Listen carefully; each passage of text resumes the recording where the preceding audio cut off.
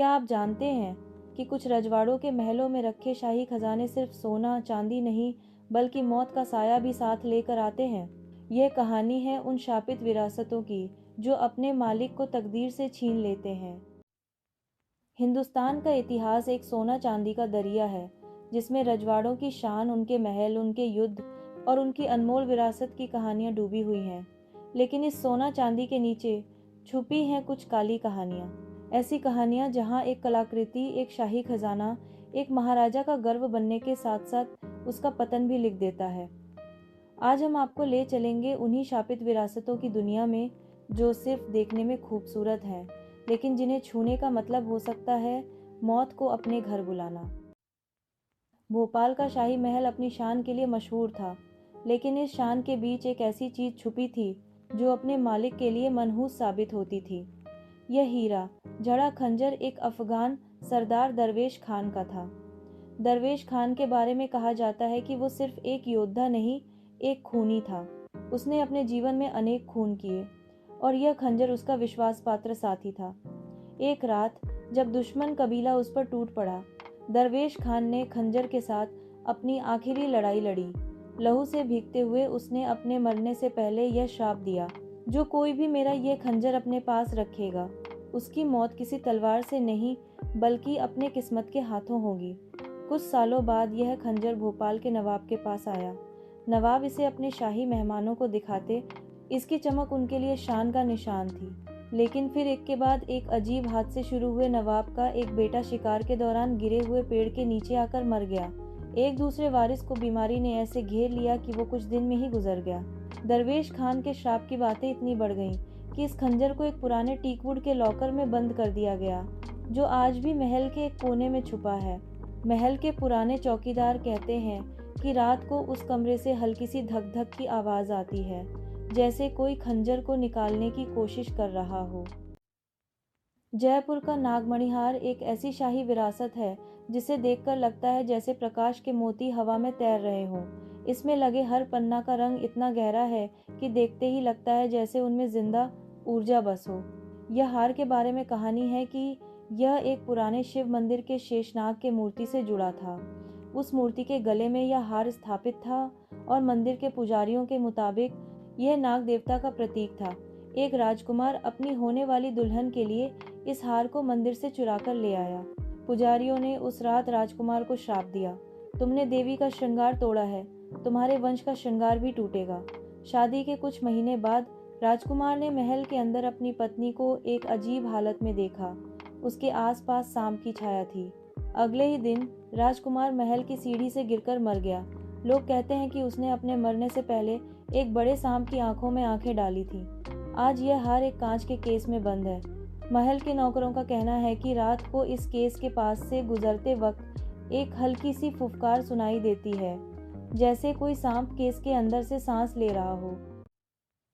मैसूर के वोडेयार वंश की एक तलवार के बारे में इतिहास लिखता है कि यह एक तांत्रिक लोहार ने बनाई थी।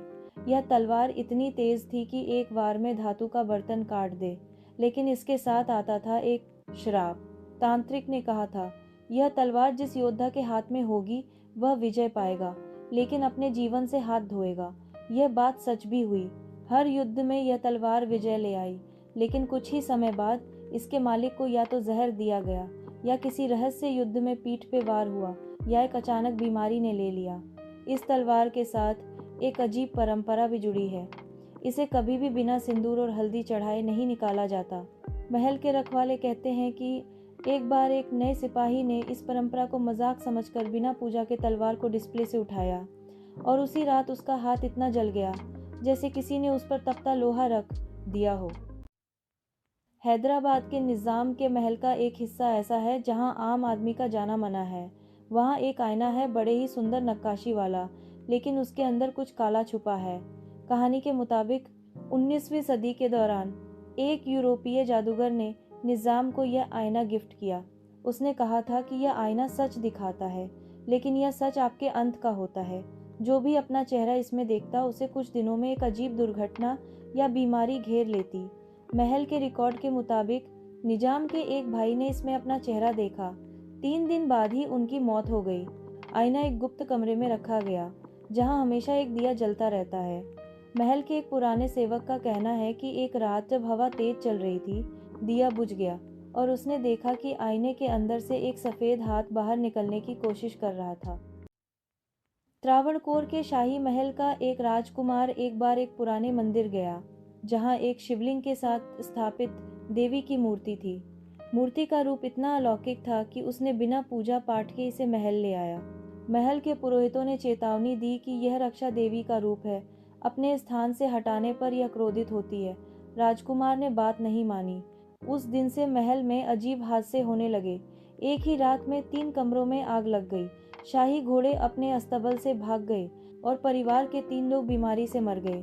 मूर्ति को वापस मंदिर ले जाया गया, लेकिन राजकुमार का वंश तब तक बर्बाद हो चुका था।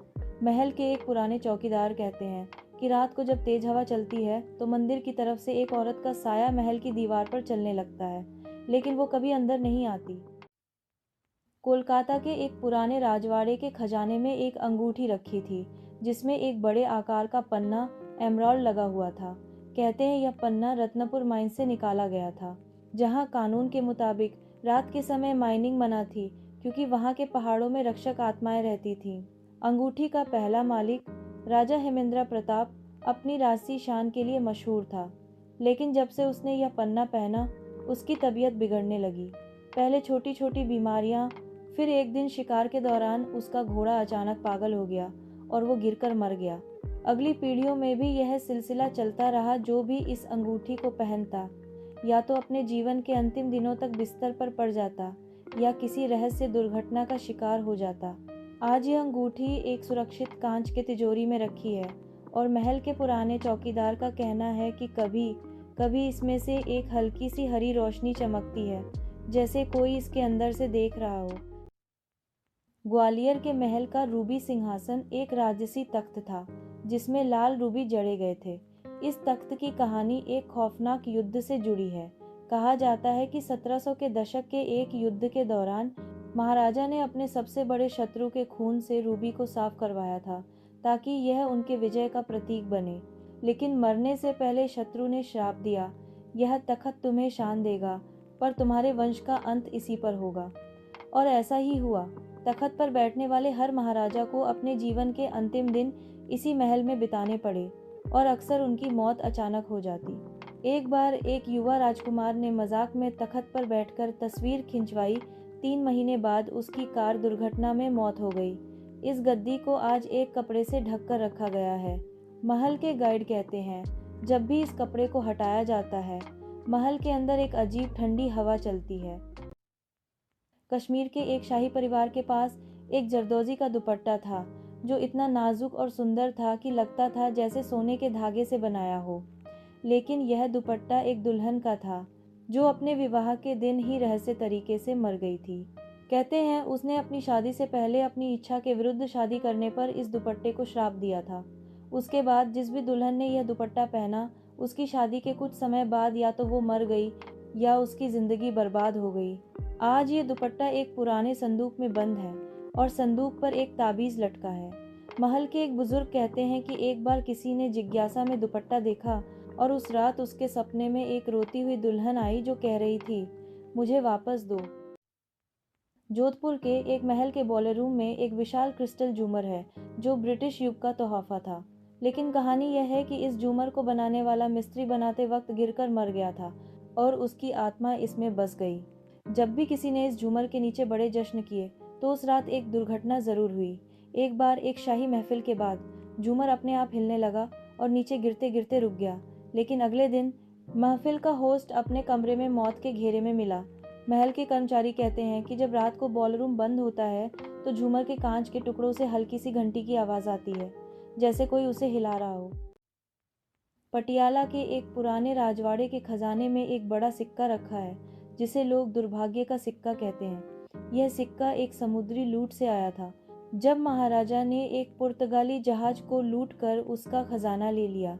उस जहाज के कप्तान के मरने से पहले बोल गया था, यह सिक्का तुम्हारे लिए मौत का संदेश है। तब से जब भी इस सिक्के को किसी ने अपने पास रखा, उस पर बदकिस्मती टूट पड़ी। एक युवा राजकुमार ने इसे अपनी पॉकेट वॉच के साथ रखा और कुछ दिन बाद ही शिकार के दौरान तीर लगने से मर गया। आज ये सिक्का एक पुराने मखमली बक्से में रखा है। महल के एक रखवाले ने बताया कि एक रात वह बक्से के पास से गुजरा और उसने हल्की सी समुद्री लहरों की आवाज़ सुनी, महल के बीच में।